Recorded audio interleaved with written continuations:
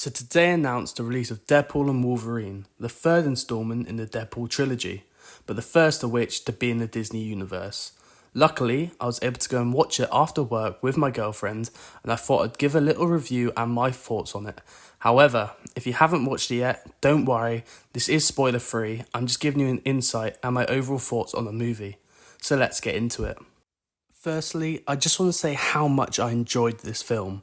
There were so many positives to it, with it being one of the only recent Marvel films which has kept me engaged the whole way through, which to some people might seem quite dramatic, but realistically, a lot of the most recent Marvel films have been quite lackluster, maybe except Guardians of the Galaxy 3. On top of this, I felt the chemistry between Deadpool and Wolverine is possibly some of the best chemistry we've seen throughout the whole of the MCU, and on top of that, pretty much all the jokes landed, at least in my opinion. So let's get into the first half and what I found about it. The first half act of the movie saw Deadpool fighting a set of TVA agents, as seen in the trailer, which was in sync to an NSYNC song. Get it? Anyway, it started with a really cool fighting montage, which then led to a traditional Deadpool flashback, which showed the reasons he's in the situation that he was. Obviously, I won't state what those reasons are, as I don't want to give too much of the plot away. However, we then see Wade thrown into the TVA, as seen in the trailer as well. Here, we see how the plot of the story is going to build, and as a premise for a plot, it is a fairly strong one, especially for how minimal the scale of the whole movie is in the sense of like location, etc. Next, we see one of the coolest montages I've ever seen, which if you're a comic book fan like myself, this will for sure get you doing the Leonardo DiCaprio at the screen. Some of the coolest references I've ever seen in comic book movie in a while, as well as a really, really, really cool cameo. Obviously, I won't tell you what these montages are or the cameos, but get hyped. It's about 20 minutes in. It is fantastic. As the story progresses, we're thrown into a new location, this location being the Void, as we all know from the trailer. This is the sandy location that we see in the trailer, where Deadpool and Wolverine are fighting, etc., as well as where we see Sabretooth in the trailer. This is where the story really starts to thicken, as Deadpool and Wolverine are thrown into a situation where they need to work together to get out of it. Throughout the story arc of The Void, we get all the good stuff, like the introduction to the main villain of the movie, this being Cassandra Nova, performed by Emma Corrin, who I thought played the role fantastically, even if her motives near the end were pretty one-dimensional. On top of that, the introduction to all the cameos, at least all the main cameos, are made during the scenes in The Void.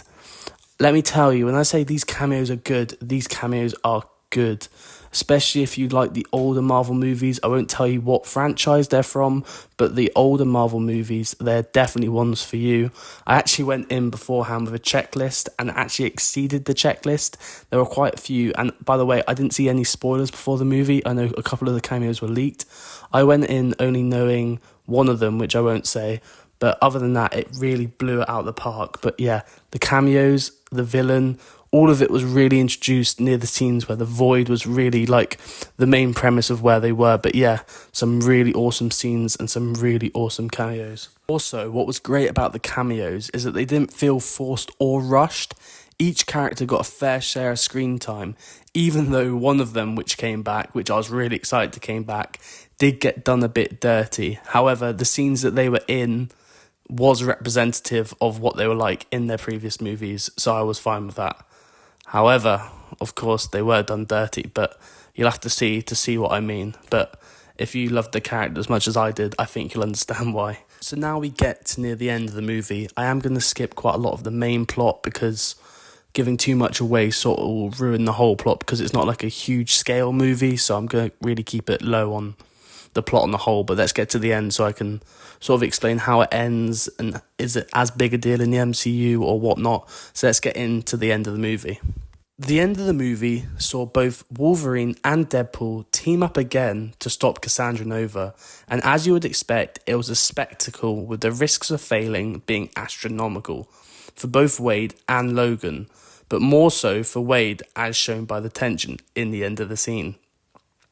As an ending for a Marvel movie, it had all the suspense and action you'd be craving for, although, like I did state earlier, the motives for Cassandra Nova were rather weak and one-dimensional. But I guess in the premise of the movie, it did sort of work. But I think you'll see what I mean. There was quite a bit of a build-up, and it might seem a bit, I don't know, lackluster for what you're expecting, maybe a bit anticlimactical.